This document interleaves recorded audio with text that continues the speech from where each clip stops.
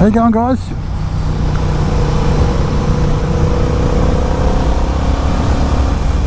Tell you what, I'm so happy to be riding this bike.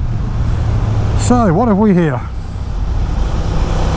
Just going to take you on this, just a little bit of a cornering ride thing. Oh my goodness, this thing is just, oh god, this thing is just, oh man. So bit of gravel there, be careful of that. I'm going to go up and come back around again.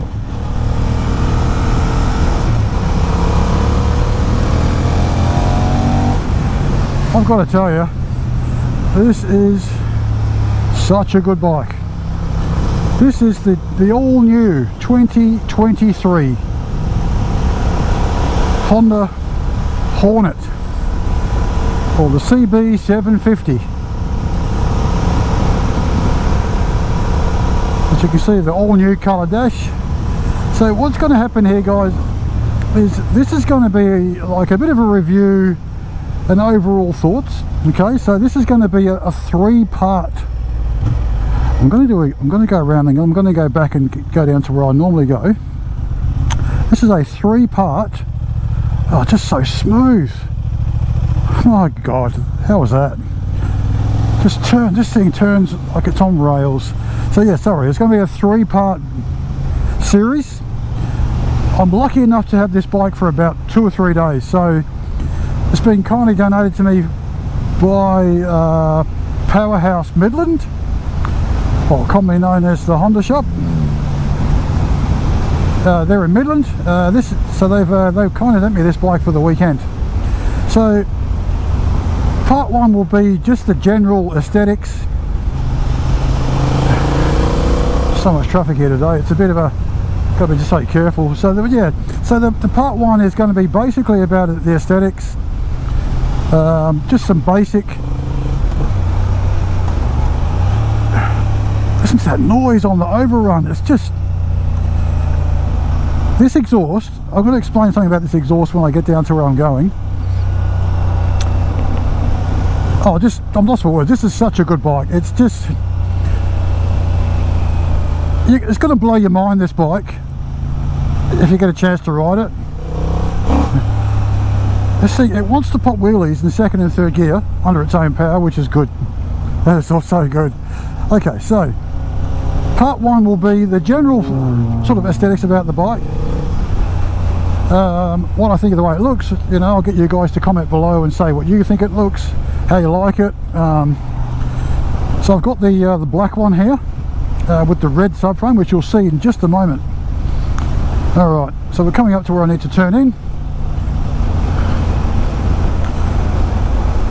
So yeah, so part two will be about the electronics side of this bike. So part two will be a bit more in depth about the dash. As you can see here, it's a full colour 5-inch dash, by the way. So which is such a good dash. It's really clear. Hopefully you can see that. And that's in the direct glare from the sunlight. Oh, it just leans. It's like a bicycle. I just came down here just a second ago, and there was people everywhere. So my little hidey spot has now become very popular.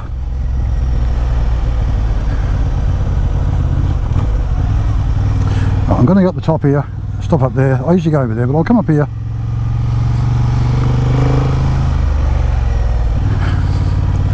I'm going to leave it in the sun because I want you guys to see it.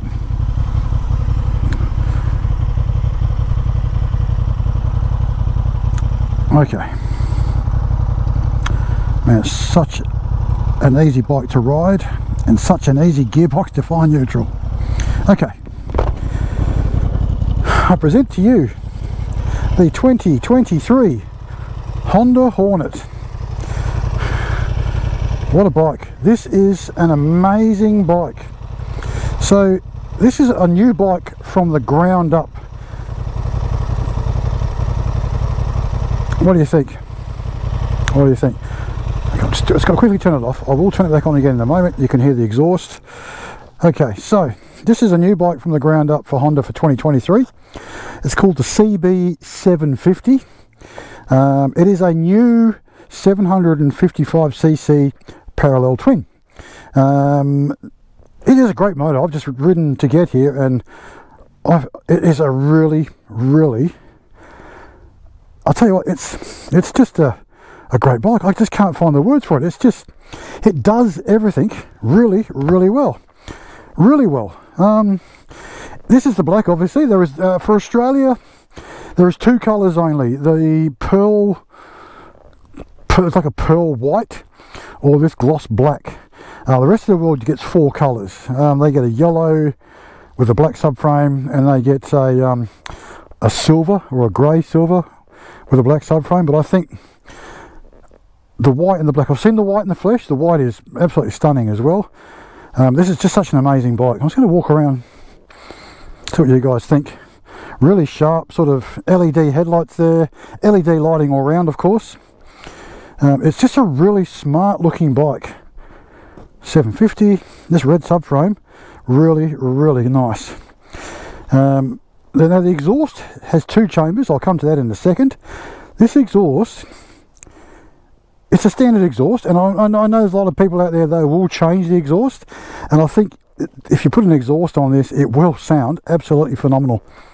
Because I tell you what, this motor, it's got some character, I can tell you that. Alrighty, so what are the figures? So we're talking about 92 horsepower. That's right, 92 horsepower at around 9,500 RPM. It's really manageable horsepower too. It's such a linear power band, being a twin, you know, parallel twin. So it's really easy to ride, and it's got plenty of power when you need it. It has 75 Newton meters of torque at 7,250 RPM. So as soon as you get to the end of your torque sort of peak, the horsepower is still pulling you, and it just goes and goes and goes. Now the bike itself, it's compact. It's very compact. I'm 5'9", and the seat height is about, I think it's 795 millimeters from memory.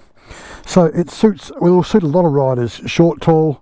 For the bigger riders, there's not a lot of room, I've noticed, from the tank to the backing here. If you're long-legged, I'd say if you're over 6 foot, you might find it a bit cramped. But for anybody under 6 foot, you're going to find this bike is absolutely awesome. So, okay, so I'm just going to put my gloves down. Bear with me 1 second. Grab that down there. I'm going to take my bag off. There's one thing I'm going to show you. Now this bike, I tell you, it comes with something. Now, as you all know, if you've been following my channel before, I'm a big advocate for radiator guards. Okay, so radiator guards, I think, and I've always said this, manufacturers of any motorcycle should actually supply a radiator guard over the radiator. They should be supplied as part of the right-of-way price, because there's nothing worse, and I've seen it happen, there's nothing worse than you're out on a ride and you get a stone in your radiator. That's it, day's over, it's a bad day. If you're stuck out in the middle of nowhere, you're waiting for hours for someone to pick you up, a friend's to come collect you, you know, I mean, it's just an inconvenience. So I always put radiator guards on my bikes. But guess what Honda's done? Honda has fitted a radiator guard to this bike. Now, that is the best thing. That's awesome. I mean, come on, no one else out there has done it. Look at it. It's like a honeycomb sort of design there. It's heavy duty. It is plastic, but it is heavy duty. That's going to protect your radiator. I've not seen any other bike do this, any other manufacturer actually do it, unless you requested it at the time of purchase. And it's an aftermarket one in the end. This is a Honda one. Little Hornet picture there, embedded in the plastics. So, what do you think? It's got the 750 there. I think it shares almost, it looks like it almost shares the same tail light setup as the Africa Twin. In that lens, it looks like it's a shared lens, definitely a shared indicators. They're probably using them all across the range. It's got, we put the tank pad on there to stop it from getting scratched. It's a really cool layout. And on this side, you've just got your kill switch and your start. It's all one button. That's the way things are all going these days.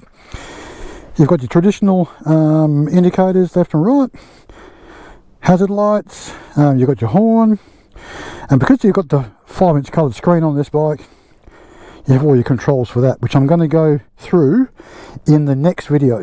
So like I said, it's going to be a 3-part video, so stay tuned for part 2 and 3. I'll be releasing them, one today, one tomorrow, one on Monday. It's Saturday here in Perth, Western Australia. But I want to tell you though, these buttons are very tactile. They're not cheap feeling at all. They feel really, really tactile. It's really good. Anyway, we'll come to that. So you have Showa separate function big piston forks. And I've got to say, for these types of forks, there's non-adjustment. There's not even a preload adjustment on there. But I'm going to tell you right now, there is no need for it. I'm an 84 kilo bloke. I'm 5'9" at 84 kilos, and these forks are perfect for someone my weight. They're firmer rather than softer, which is really good. So when you're getting on the brakes, a lot of bikes have softer suspension, they'll just dive, and you get all out of shape, and it feels bad and wrong and all kinds of silly. Perfect, absolutely perfect. I probably would notch up the preload on the rear spring, maybe another click or two if you're over 80 kilos. Doesn't wallow or bend or bounce and all that, but you do sit on it and it does drop a fair bit. So, but it is a really, really nice, comfortable ride. We have twin pedal discs on the front. Turn a bit so you can see a bit better. There are twin pedal discs on the front. Now, you've got the radially mounted 4-piston calipers. I tell you what, they work really, really well. They work really, really well. So, obviously this bike is brand new. Everything's still bedding in, the brakes included. You actually got a really good feel to them. I mean, because the bike is so light, you get a lot of feedback through the front end, which is really, really good. They're not wooden feeling at all. They've got a lot of bite, and they just basically work really, really well. I'm glad Honda put twin discs on the front. I think a single disc would have been, I don't know, a little bit underpowered, I guess. But with twin discs, really good. The back brake is really good. Just got a single piston on the back. Obviously you've got ABS. You've got ABS, traction control.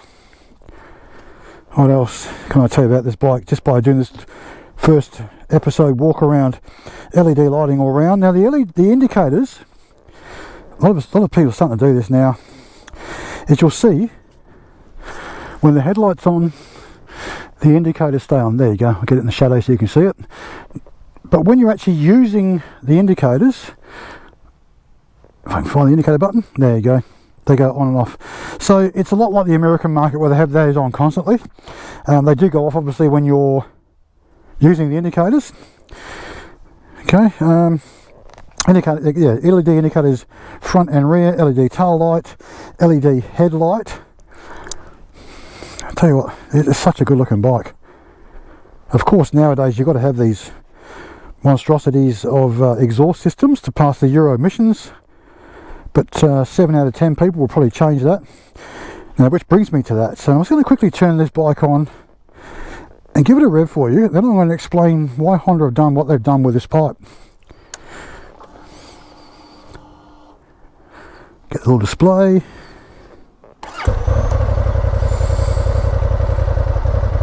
This is just one of the layouts for the dash. You have 3 colours. So you have the white, a black, and a stainless steel, which just looks like a metal aluminium finish. But you also have 4 layouts. So I'll be bringing that to you on the next episode, part 2 of this review. Can you hear that? Huh. Like a big Hornet, that's what that is. Okay, so, sorry about my shadow, but have a listen to this.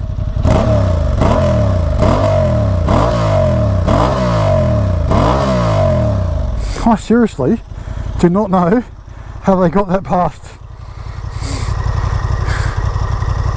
For decibel ratings. That is just incredible. That is such a good sounding exhaust. It's a stock exhaust.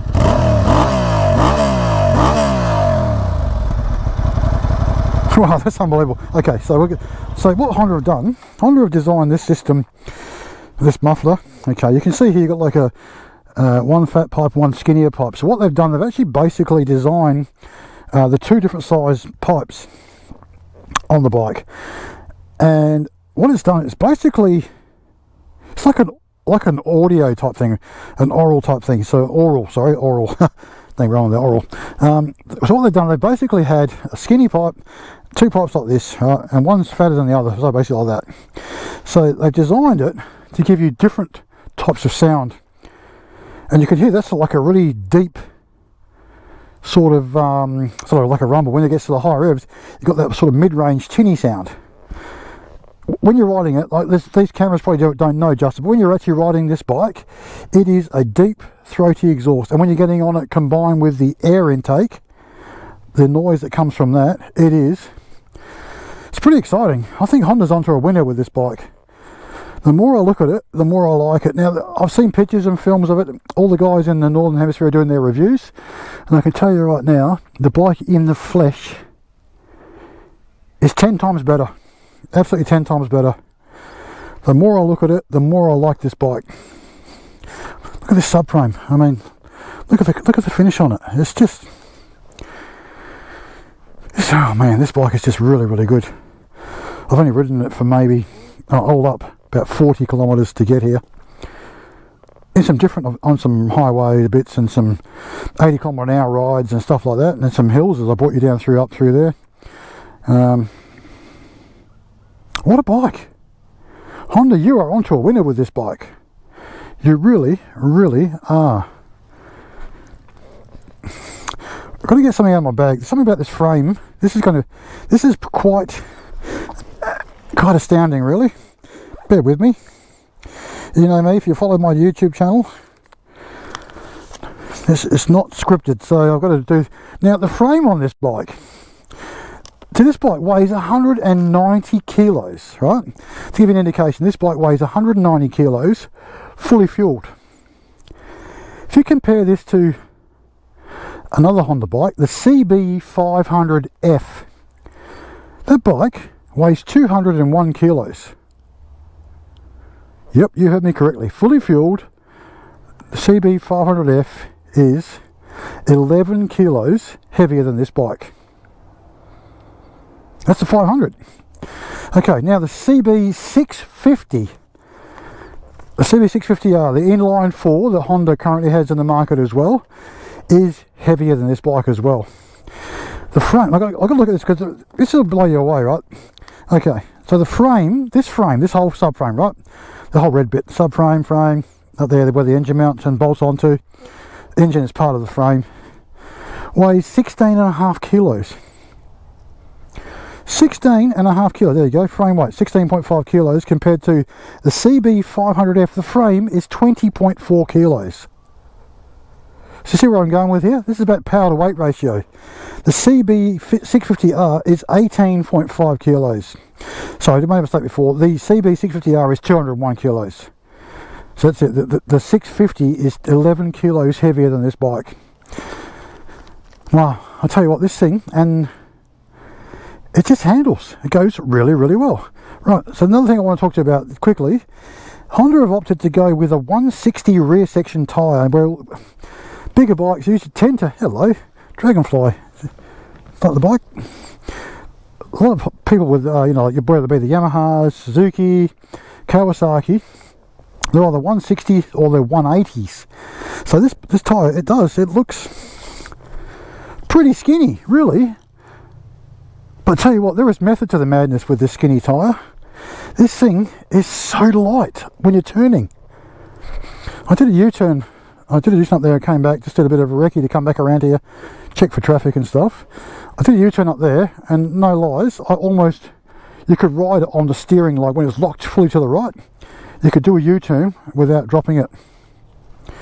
Or putting your feet down, that kind of thing, you know what I mean? So, it is awesome. So, okay, so this is just going to come to a conclusion on this episode, so part 1.